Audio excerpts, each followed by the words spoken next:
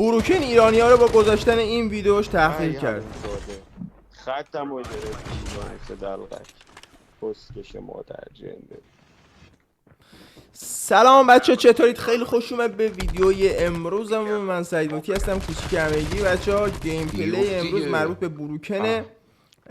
میبینید که همه پلیرهایی هم که داره میزنه ایرانی هن و کلا با این ویدیویی که گذاشت ایرانی ها رو داره تحقیر میکنه و خیلی راحت با پینگی که داره، پینگ 24 واقعی و شاید خیلی خفن‌تر از اون چیزی که فکرش هم میکنید هست. رجسترش فوق العاده است، یعنی هیچ باگی تو بازی نمیتونه این شخص ببینه و رجستر میگم فوق العاده است دیگه. هر دکمه ای رو با کوچکترین اشاره ای براش کار میکنه و کلا تو این گیم پلی هایی که گذاشته ایرانی ها رو داره میزنه. حاجی من 3-4 تا از گیم پلی هاشو دیدم، مربوط به مچ بلیتز هم بوده و بکنم برای هفته پیش هم بوده و این گیم پلی رو امروز نه دیروز گذاشت، دیشب گذاشت. منم نگاه کردم و دیدم که آره دیگه همه رو داره میزنه و ایرانی ها فشاری هن از این بابت و هی دارم خار مادر بروکن رو جلو چشش میاد. حاجی همون اول ویدیو هم دیدید،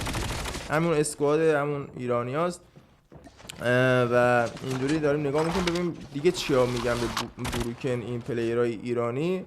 و امیدوارم یه روز بروکن یه ویدئویی بذاره که ایرانیایی که اینو زدن بذاره داخل چنلش که مطمئن باشید که بروکن رو میزنن، ولی خب نمیذاره دیگه. اون فکر نکنم بروکن نمیرن المؤمنین.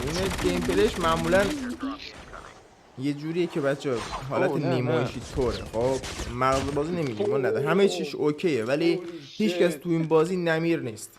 یارو فشار خورده با نایف اینو زد ترکوندش.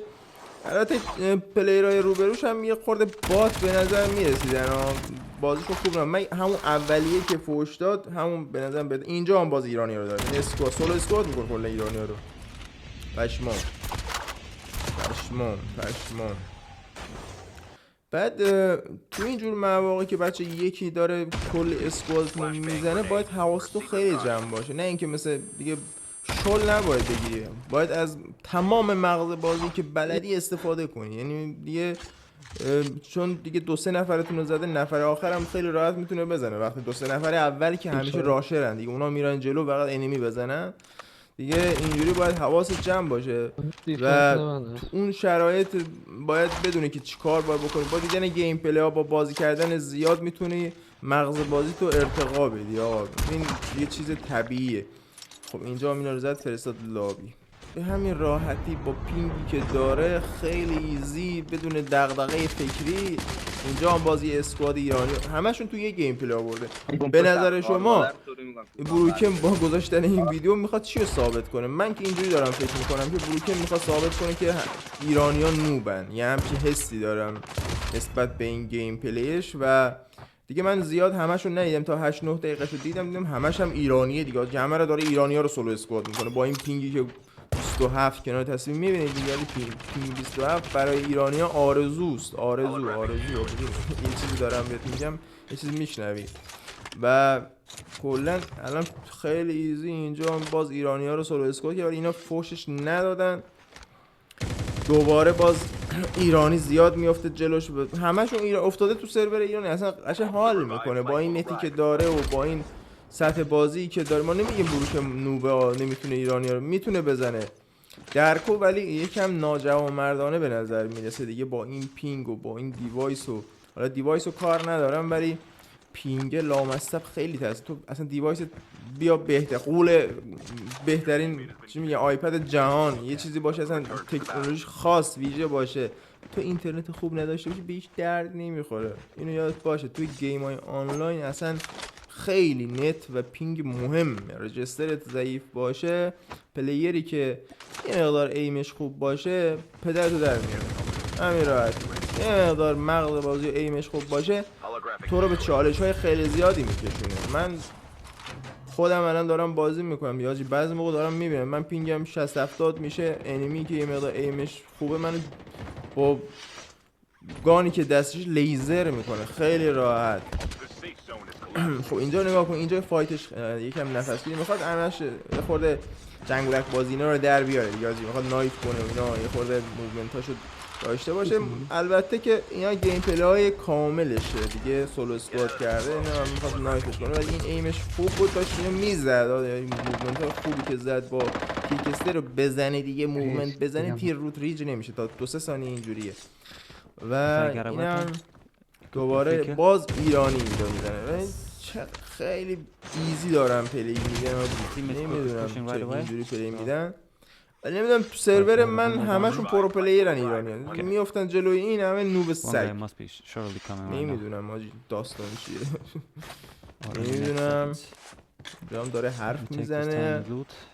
بچه اگه این چنل رو ساب نکردید حتما ساب کنید، اگه لایک نکردید دوست داشتید لایک کنید، دوست نداشتید فدای سرتون دیگه. دارسایی بریده از همه جا، ببین دارم دیلی کار میکنم دیگه، مهم نیست. این چنل هم اومدم هیچ درآمدی نداریم تو این چنل، همینجوری داریم فعالیت میکنیم. اون چنل هم گفته بودم ویدیوهای کوتاه میذاریم که یکم انرژیم نیست بیام ویدیو کوتاه درست کنم و استریم اینا هم بعضی موقع میام، حالا اگه تونستم میام دیگه، حالا یه کاریش میکنم، باید یه کاری بکنیم دیگه به خاطر شما، ولی میگم دیگه انرژی نباشه دیگه زیاد حال نمیده. ولی خدا رو شکر که شما رو دارم، ببین خدا رو شکر، خدا رو شکر 100,000 مرتبه آجی. خب باز اینا رو اینجا زد آجی، نگاه کن با شاتگان همینجوری میاد تو صورتش، اصلا نمیتونه که اینو ببین، ایرانیه به خدا ایرانیه، اصلا نمیتونه این بروکن رو ببینه. بروکن 3 ثانیه قشنگ از این جلوتره، 3 ثانیه خدایا. بروکن آجی تو در مقابل داستای بیوفتی پارت میکنم. حالا یه سری میگم بروکن تو رو میخوره، آقا میخوره باش، با این پینگش معلومه منو میخوره، یام هم میکنه. من تا تکون بخورم مردم آجی. من کسی میتونه اینو بزنه با این پینگ؟ تو آلمان داره زندگی میکنه با بهترین دیوایس و دیگه بهترین عملکردی هم از خودش داره دیگه، تمام دیگه. کسی میتونه مگه اینو بزنه؟ کسی میتونه بزنه؟ نمیتونه آجی. بچا برای خرید سی پی داخل کانال تلگرام پیام جک 12 میتونم قرار بیاد و اگه دوست داشتید میتونید سی پیاتون از ما بخرید، کاملا قانونی و بدون بند سی پی براتون میزنیم دیگه، دشواری نداشته باشه آجی. سعید وایتی هم دیگه میشناسید دیگه، همتون میتونید خیلی زود بیاید پیداش کنید. اگه مشکلی بود بیاید ترتیب اثر بدید آجی. اینجا هم یه اسکواد، نمیدونم این اسکواد ایرانی، این اسکواد تقریبا یه مقداری قوی تر بود، یکی دوتاش و تقریبا اسکین قبلی بروکین که ویچ واردن بودن هم برداشته بودن و یکی هم سایرن برمیدارید. ولی میگم که مثلا پلیرهای جلوش زیاد مثلا از بازی بارشون نیست. الان اینو نگاه کن، اسلاید بلد نیست بزنه، به خدا این چیه؟ من گیم پلی بهت نشون میدم، نوب سگ ترین پلیر منم اسلاید میزنه. این اسلاید با سایرن میتیک اسلاید نمیزنه آجی، تو داری یارو پامپ دوزه دیگه اسلاید بکش دیگه، چه کاریه اونجا موندی این خیار میزنه. یه خورده اینجا به چالش کشوندنش، ولی این چیزا بروکن رو زمین نمیندازه آجی. کلاس های باف این سیزن هم میدونی دیگه چه، پامپت البته الان این که استفاده کنید باف میشه برای تو سیزن قبل، پامپت، کلاس ریوایند، کلاس های آتیشی، اینا خیلی باف شدن، خیلی رو مخن این اصلا این کلاس. برای سولو اسکواد دیگه چالش کشیده میشی، سولو اسکواد خیلی سخت میشه دیگه برای اینجوری. اینجا ببین نفر آخرشون رو میره چیکار کنه اینجا آجی، اسمو که انداخته میخواد بلند کنه، میخواد چیکار کنه نمیدونم.